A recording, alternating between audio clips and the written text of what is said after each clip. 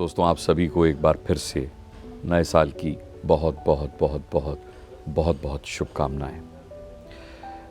मेरी शुभकामनाओं में मैं बस यही मांगता हूं ऊपर वाले से आप सबके लिए कि आपका ये जो आने वाला साल है ये गुज़रे हुए साल से भी ज़्यादा बेहतर हो हर महीने में। बाकी तो साल अपनी आगोश में क्या लेकर आया है वही बेहतर जानता है।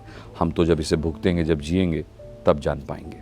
खैर, ये मेरी पिछली कहानी का, मेरी अधूरी कहानी का विस्तार है, कॉन्टिन्यूटी है।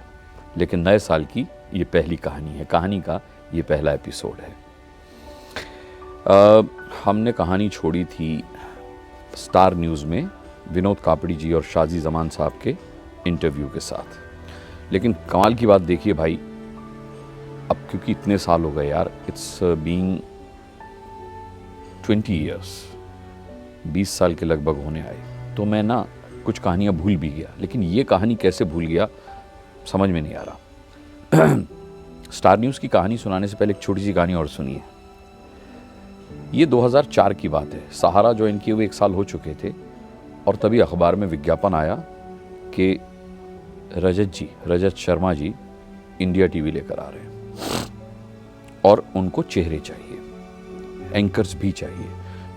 पेपर में, न्यूज़पेपर में विज्ञापन छपा और एड्रेस दिया गया फिल्म सिटी का और कहा गया कि भाई जो भी लोग इंटरेस्टेड हैं जिस भी विधा में, प्रोड्यूसर, कैमरामैन, ये वो और एंकर्स, तो वो अपनी सीडी जो है सीडी के साथ अप्लाई करें एंकर्स के लिए विशेष तौर पर। तो मैंने 1 साल में सहारा में जितना बहुत भी, जो थोड़ा बहुत भी काम किया था, उसकी सीडी बनाई। ये 2004 या 2005 की बात है, बनाई। और मैं, अब मुझे याद नहीं है कि मैं देने गया था रिसेप्शन पर या मैंने कुरियर की थी। मेरे ख्याल से मैंने कुरियर कराई थी।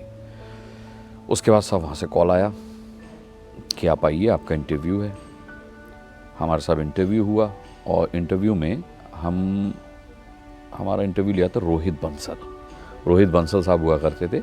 उन्होंने मेरा इंटरव्यू लिया और बोले, अनुराग, हमने आपकी सीडी वगैरह देखी है और हम एंकर्स ढूंढ रहे हैं, तो रितु जी से आपकी एक भेंट होगी। रितु जी के बिना फाइनल किए एंकर्स नहीं रखे जाएंगे, एंकर्स को डायरेक्टली वही देखेंगी। तो मैंने आपका इंटरव्यू कर लिया है, आइए रितु जी से मिलवाता हूँ। फिर वो रितु धवन जी के पास ले गए और रितु धवन जी ने मेरे से बातचीत की और मुझसे कहा, ठीक है अनुराग, हम लोग बताएंगे। और उन्होंने बताया। इंडिया टीवी में मेरी नौकरी लग गई और मैंने सहारा से इस्तीफ़ा दे दिया। हाँ जी, ये कहानी में भूल कैसे गया, मुझे ये तो आश्चर्य हुआ। तो मैंने सहारा से इस्तीफ़ा दे दिया। राव सर का फ़ोन आया, बोले यार ये क्या तरीका है और ये है वो है, और मैंने इंडिया टीवी ज्वाइन कर लिया। मैंने भाई हम नोटिस नहीं सर्व कर रहे, आप चाहें तो 1 महीने की सैलरी काट लीजिए। और जैसे ही इंडिया टीवी में मेरा फाइनल हुआ, मैंने दूसरे दिन से इंडिया टीवी जाना शुरू कर दिया। मैं 2 बजे मैंने 11 बजे सुबह इंडिया टीवी पहुंचा, ज्वाइनिंग प्रोसेस कंप्लीट किया और 2 बजे में न्यूज़ रूम में आ गया था। न्यूज़ रूम में मुझे डॉक्टर मनीष कुमार के साथ जो है अटैच कर दिया गया। मेरे को तो खैर रजत जी ने सुपुर्द कर दिया और रजत जी तब डायरेक्टली इन्वॉल्व रहते थे, अब भी रहते हैं पर तब शुरुआत थी तो हर लेवल पे रहते थे। तो खैर इधर सहारा से खींचातानी शुरू हो गई कि राव सर का फ़ोन आया, कहाँ हो? मैंने कहा सर नए ऑफिस में हूँ। बोले यार ये क्या तरीका होता है और ऐसे वैसे। मैंने कहा नहीं सर, क्या बताऊँ, मतलब मौका है नेशनल टीवी में जाने का, तो आप, मुझे पता था वैसे जाने नहीं देते, तो फिर नियम और शर्तें मानते हुए निकला हूँ। 1 महीने का नोटिस नहीं दे पा रहा था, तो आप सैलरी काट लीजिए। बोले यार ऐसे थोड़ी होता है, तुम्हारा इस्तीफ़ा हम स्वीकार ही नहीं कर रहे। तो मैंने कहा अच्छा चलिए कोई बात नहीं, नहीं कर रहे। तो मैंने इंडिया टीवी आना जाना जारी रखा और मैं करीबन 7-8 दिन इंडिया टीवी गया। अब हुआ क्या कि मेरा अपॉइंटमेंट तो एंकर के तौर पर हुआ था, लेकिन वहाँ कुछ सीन नहीं दिखाई दिया मुझे एंकरिंग का। जैसे मैंने बात की, मैंने एंकरिंग कब शुरू होगी, तो उन्होंने जो जवाब दिया उससे मुझे लगा कि शायद ये लोग मुझसे एंकरिंग करवाएंगे नहीं, या फिर करवाएंगे तो थोड़ा सा मुझे स्ट्रगल करना पड़ेगा उसके लिए। उन्होंने कहा अरे तुम सिर्फ एंकर नहीं हो, तुम बहुमुखी प्रतिभा के धनी हो। मुझे तुम में रजत शर्मा दिखाई देते हैं, जैसे रजत जी हैं ना बहुमुखी प्रतिभा के धनी, ऐसे दिखाई देते हैं। सिर्फ एंकरिंग करके बर्बाद मत हो, पहले हर डिपार्टमेंट में काम करो, ये करो वो करो, ऐसा करो वैसा करो। और मुझे पता नहीं एक ऐसा फील आया कि भाई मैं ना परेशान हो जाऊंगा, मुझे परेशान किया जा रहा है। आई डोंट नो क्यों ऐसा फील आया। तो 7-8 दिन मेरे हो ही चुके थे। तो 7-8 दिन के बाद मेरे पास फिर राव सर का फ़ोन आया, बोले कि विनोद डबराल, सॉरी माफ़ कीजिएगा, विनोद डबराल तो स्टार न्यूज़ में थे, प्रभात डबराल जी आपको याद कर रहे हैं, आप आके एक बार मिल लीजिए, सहारा ज्वाइन मत कीजिएगा वापस, लेकिन आके मिल लीजिए।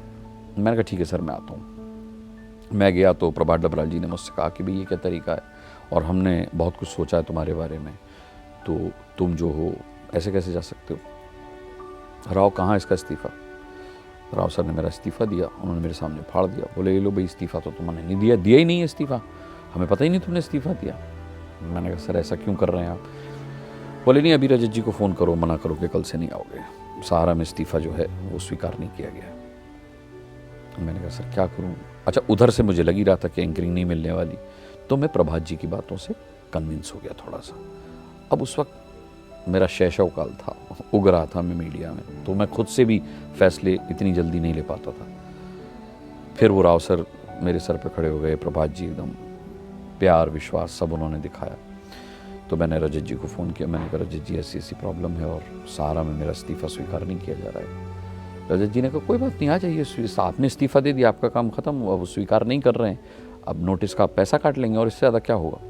मैं कहा सर वो लोग, और प्रभात जी ने कहा कि हम कानूनी कार्रवाई भी कर सकते हैं।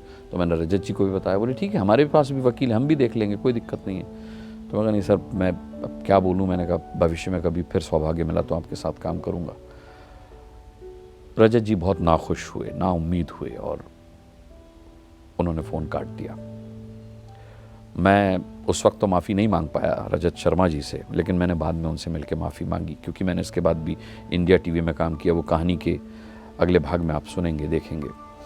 लेकिन उस वक्त मुझे बड़ा अफसोस हुआ, क्योंकि फिर मैं रीजनल चैनल में आ चुका था, और शायद यही वजह थी कि मुझे नेशनल में भी मौका मिलने लगा सहारा समय के, कि कहीं मैं भाग ना जाऊं। और शायद प्रभात डबराल जी को, राव वीरेंद्र सिंह जी को मुझ में पॉसिबिलिटी, मुझ में संभावनाएं दिख गई होंगी, जिस वजह से उन्होंने मुझे रोका। और रोकने के बाद मुझे मिला भी सहारा में, फिर मेरे को बाहर भेजा जाने लगा इवेंट्स पर, स्पेशल इवेंट्स मुझसे कराए जाने लगे। इसके अलावा मुझे जो है नेशनल में गुड मॉर्निंग इंडिया जो शो आता था उसमें भी मौका दिया जाने लगा। ये कहानी मैं भूल गया था, तो मैंने कहा आपको सुना दूँ। अब आते हैं स्टार की कहानी पर वापस, कि मैं शाजी ज़मान और विनोद कापड़ी जी से मिलकर वापस आ गया, और उनके वादे के मुताबिक 2 से 3 दिन के अंदर मेरे पास प्रशांत गुप्ता थे शायद तब HR हेड स्टार न्यूज़ के, उनका फ़ोन आ गया कि आप कब से ज्वाइन कर सकते हैं। मैंने कहा सर आप जब से कहें मैं कर सकता हूँ, मुझे बस सहारा में नोटिस देना होगा। तो उन्होंने कहा नहीं आप नोटिस दीजिए और बाकायदा नोटिस सर्व कीजिए। मैंने कहा ठीक है। मैंने साहब सहारा में नोटिस सर्व किया, और नोटिस सर्व करने के बाद मैं आया स्टार न्यूज़ में। तो ज्वाइनिंग फॉर्मेलिटी वाले दिन, जिस दिन ज्वाइनिंग फॉर्मेलिटीज़ हो रही थी, उस दिन प्रशांत गुप्ता जी ने मेरे को देखा, मेरा रिज्यूमे देखा, मुझे देखा। मैंने कहा क्या हुआ सर। बोले शाजी ज़मान साहब और विनोद कापड़ी जी का इस पर स्टेटमेंट है पेंसिल से लिखा हुआ कि suggest him to lose weight. तो मुझे बहुत ज़्यादा तो नहीं लग रहा, प्रशांत गुप्ता जी भी थोड़े से हेल्दी थे, तो बोले मुझे बहुत ज़्यादा तो नहीं लग रहा, बट इस पर अनुराग लिखा हुआ है कि आपको वेट लूज़ करना है। मैंने कहा हाँ सर वो मुझे करना है और मैं कर लूँगा। बोले चलिए ठीक है। मैंने कहा मुझे आपका फ़र्ज़ था, मेरा फ़र्ज़ था, तो मैंने आपको बता दिया। मैंने कहा नहीं सर कोई बात नहीं। उन्होंने साहब मेरी ज्वाइनिंग फॉर्मेलिटीज़ पूरी करवाई और मुझे विनोद कापड़ी जी के सुपुर्द कर दिया न्यूज़ रूम में ला करके। और विनोद कापड़ी जी को जैसे ही पता चला कि मैंने ज्वाइन कर लिया, मैं आ गया हूँ, वो सबसे पहले मुझे न्यूज़ रूम में लेकर के गए। और स्टार न्यूज़ का न्यूज़ रूम तब ह्यूज हुआ करता था एकदम, मतलब पूरे न्यूज़ रूम में अगर आप कुछ ज़ोर से बोलेंगे तो पूरे सभी डिपार्टमेंट सब सुन लेंगे उसको। तो विनोद कापड़ी ने जब मेरे को अपने साथ खड़ा किया और ज़ोर से ताली बजाई, may I have your attention please guys, सुनिए सुनिए सुनिए। और मैं बड़ा एम्बेरस हो गया, भाई मैं तो एकदम वहाँ, मैं ना किसी को जानूँ ना कोई मुझे जाने। मैं तो खैर एंकर्स को तो कम से कम जानता था, लेकिन मुझे वो एंकर्स नहीं जानते थे, क्योंकि रीजनल चैनल के मैंने कहा ना एंकर्स को कहाँ लोग जानते थे, और अब भी कहाँ जानते हैं ज़्यादा। उन्होंने खड़ा किया और उन्होंने कहा दोस्तों ये अनुराग मुस्कान है, सहारा समय से इन्होंने स्टार न्यूज़ की फैमिली को ज्वाइन किया है और बतौर एंकर इन्होंने ज्वाइन किया है। अब सब ने एक दूसरे को ऐसे देखने लगे कि बतौर एंकर स्टार न्यूज़ में, इसको तो पहले कहीं देखा नहीं, ये कहाँ से आ गया। लेकिन विनोद जी ने आगे जो कहा वो बड़ा एम्बेरसिंग सा था उस समय, और वो मेरे लिए ज़रूरी भी था। और उन्होंने कहा कि इन्होंने एंकर ज्वाइन किया है, लेकिन स्टार न्यूज़ में ये स्क्रीन पर तब नज़र आएंगे जब ये अपना वेट लूज़ कर लेंगे। ठीक है अनुराग। मैंने कहा ठीक है सर, और जितनी जल्दी ये वेट लूज़ कर लेंगे उतनी जल्दी ये स्टार न्यूज़ में एंकरिंग करेंगे। तो ये पहला दिन था मेरा स्टार न्यूज़ का।